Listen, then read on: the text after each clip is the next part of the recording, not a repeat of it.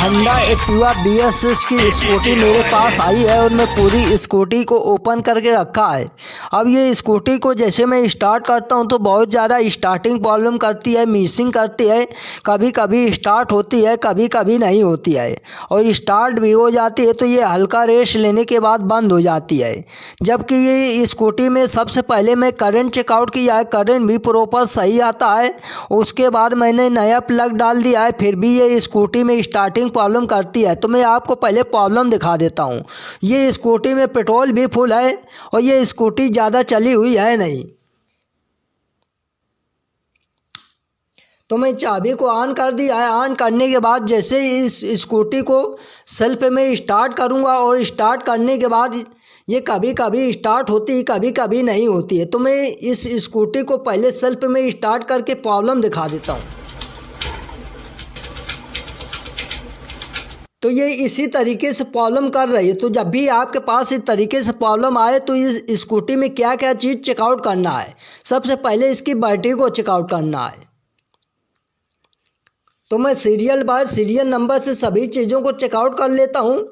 Multimeter आपके पास होना चाहिए और मल्टीमीटर से चेकआउट करना है बैटरी का वोल्टेज।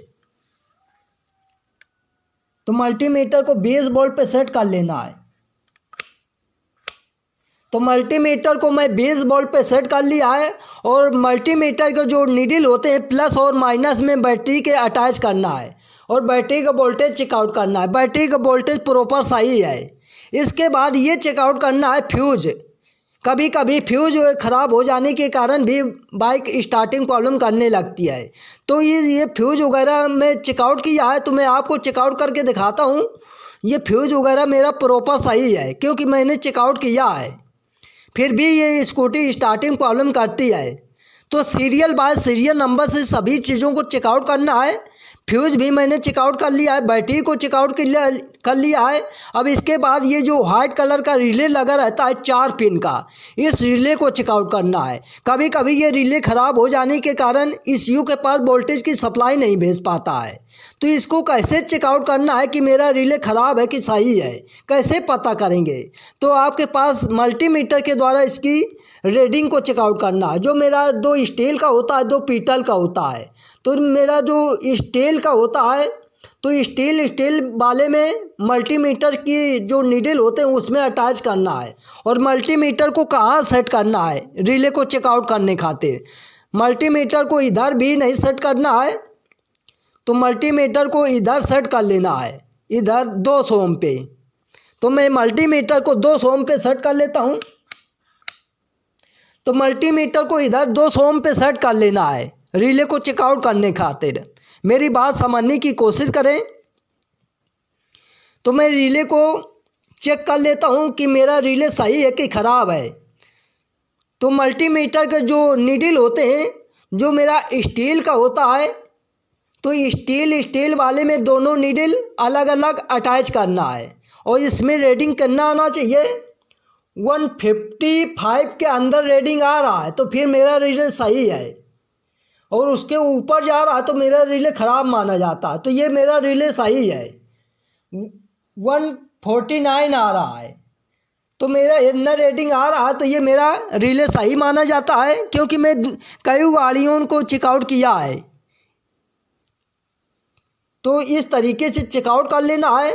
अगर 155 के अंदर रेटिंग आ रहा है तो मेरा रिले सही है, अगर उसके ऊपर जा रहा है तो मेरा रिले ख़राब माना जाता है। तो इसके बाद रिले को मैं चेकआउट किया है, रिले भी प्रॉपर सही है। इसके बाद रिले को अटैच करना है। अटैच करने के बाद फिर इसका जो ECU लगा रहता है उसके बाद चेकआउट करना है।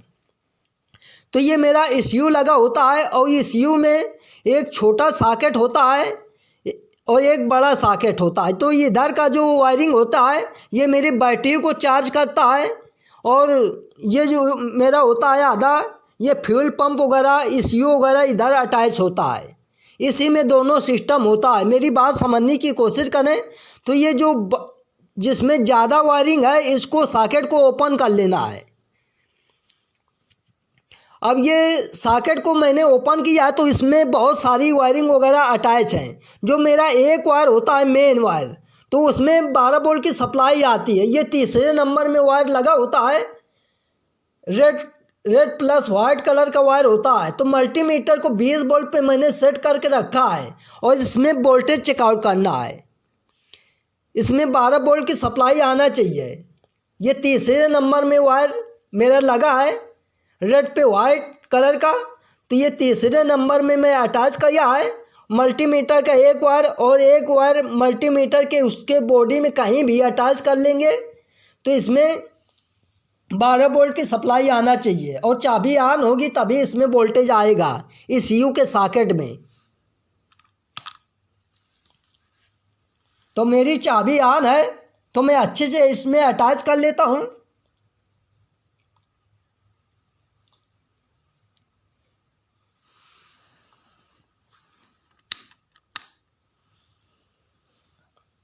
तो इसमें मेरा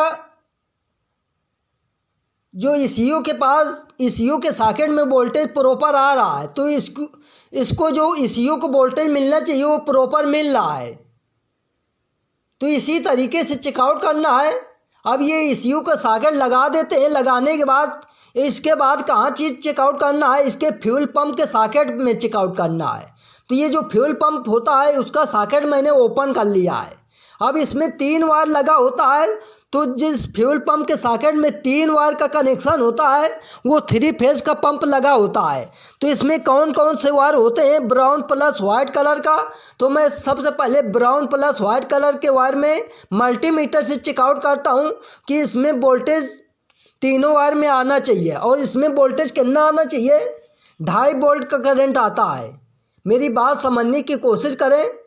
तो ब्राउन जो मेरा ब्राउन प्लस वाइट कलर का वायर होता है उसमें एक मल्टीमीटर का वायर अटैच करना है और एक वायर इसके बॉडी में कहीं भी, और चाबी ऑन करेंगे तो कुछ सेकंड के लिए वोल्टेज आएगा। तो मैं अच्छे से चेकआउट कर लेता हूँ वोल्टेज की सप्लाई आ रही कि नहीं। तो इसमें जैसे मैं चाबी को ऑन किया है तो इसमें प्रॉपर वोल्टेज आ रहा है। अब मैं दूसरे वायर में चेकआउट करता हूँ। तीनों वायर में 2.5 वोल्ट का करंट आना चाहिए।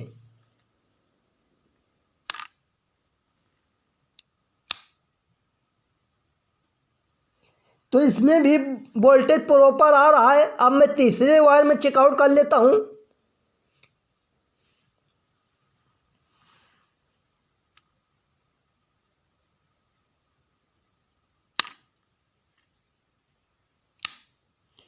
तो तीनों वायर में वोल्टेज की सप्लाई आ रही है। तो जब भी इस तरीके से प्रॉब्लम आए इसी तरीके से चेकआउट करना है। अब फ्यूल पंप के लिए प्रॉपर वोल्टेज आ रहा है। अब ये चेकआउट करना है इंजेक्टर के पास वोल्टेज की सप्लाई आ रही कि नहीं। तो ये जो इंजेक्टर का सॉकेट होता है इस सॉकेट को ओपन कर लेना है और इसमें 2 वायर लगे होते हैं। एक ECU से कनेक्ट होता है और एक में डायरेक्ट वोल्टेज की सप्लाई आती है चाबी ऑन करने के बाद। तो मेरा जो रेड प्लस वाइट कलर का वायर होता है इसमें वोल्टेज आना चाहिए। तो मैं अच्छे से इसमें अटैच कर लेता हूँ रेड प्लस वाइट वायर में और मल्टीमीटर को 20 वोल्ट पे सेट करके रखा है। तो इसमें वोल्टेज मेरा प्रॉपर आ रहा है। तो इससे मालूम पड़ता है जो इंजेक्टर को वोल्टेज मिलना चाहिए वो प्रॉपर मिल रहा है।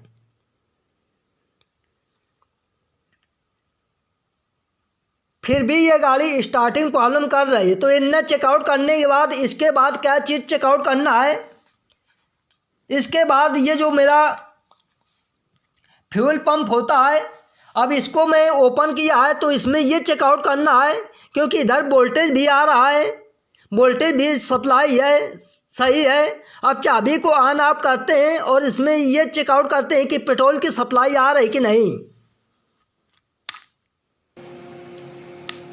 तो मैं जैसे चाबी को ऑन ऑफ करता हूँ तो इधर से फ्यूल पंप का जो पाइप होता है इधर से पेट्रोल की सप्लाई नहीं आता है और ये हल्का फुल्का आ जाता है। तो ये इसी के मारे ये गाड़ी स्टार्टिंग प्रॉब्लम करती है, मिसिंग करती है। मेरी बात समझने की कोशिश करें।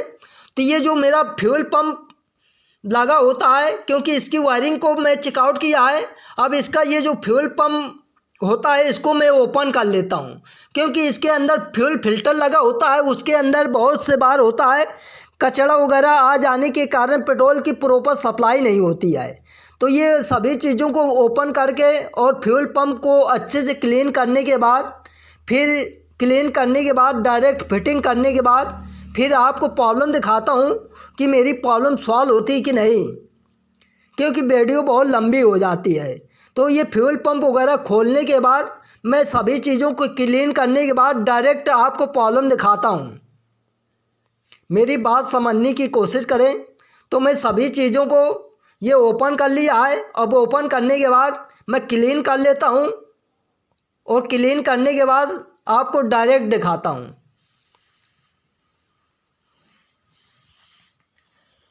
तो मैं सभी चीज़ों को क्लीन कर लिया है और फिटिंग कर दिया है। अब मैं चाबी को ऑन करके दिखाता हूँ पेट्रोल की अच्छी सप्लाई हो रही कि नहीं फ्यूल पंप से। मेरी बात समझने की कोशिश करें। तो मैं चाबी को ऑन करता हूँ। तो जैसे मैं चाबी को ऑन करता हूँ तो अब प्रेशर के साथ पेट्रोल की सप्लाई आ रही है, क्योंकि मैं फ्यूल फिल्टर में बहुत ज़्यादा कचरा हो जाने के कारण पेट्रोल की सप्लाई नहीं आ रही थी, पूरा छिका हुआ था। तो मैं एक बार चाबी को ऑन करके दिखाता हूँ। तो जैसे मैं चाबी को ऑन ऑफ करता हूँ तो इसमें प्रेशर के साथ पेट्रोल की सप्लाई प्रॉपर आ रहा है। अब ये इनने चेकआउट कर लिया है। अब मेरा पेट्रोल भी आने लगा है और कभी कभी इंजेक्टर ब्लॉक हो जाता है तो उसको भी खोल के चेकआउट कर लेना है। फिर भी गाड़ी स्टार्टिंग प्रॉब्लम करे, रेस लेने बंद हो जाए। तो ये इतना चेकआउट करने के बाद अब इंजेक्टर को मैं ओपन कर लेता हूँ। इंजेक्टर में 2 नट लगे रहते हैं, दोनों नट ओपन कर लेना है। मेरी बात समझने की कोशिश करें, क्योंकि वीडियो बहुत लंबी हो जाती है, इसके वजह से मैं शॉर्टकट में दिखाने की कोशिश करता हूँ।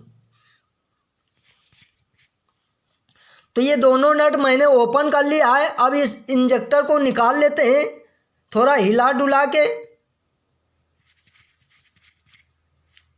तो ये मेरा इंजेक्टर है और ये इंजेक्टर में कभी कभी ये ओरिंग वगैरह सभी चीज़ों को ध्यान रखना है। अब ये इंजेक्टर मेरा प्रॉपर छिड़काव हेड में कर रहा है कि नहीं, वो उसको कैसे चेकआउट करेंगे। तो इंजेक्टर इस तरीके से अच्छे से अटैच करके पकड़ना है और इसका सेल्फ यूज़ करना है। तो मैं इसका सेल्फ लगा के चेकआउट कर लेता हूँ कि इंजेक्टर से प्रॉपर पेट्रोल का छिड़काव हो रहा है कि नहीं, क्योंकि सभी चीज़ों को मैं सीरियल बाय सीरियल नंबर से चेकआउट किया है।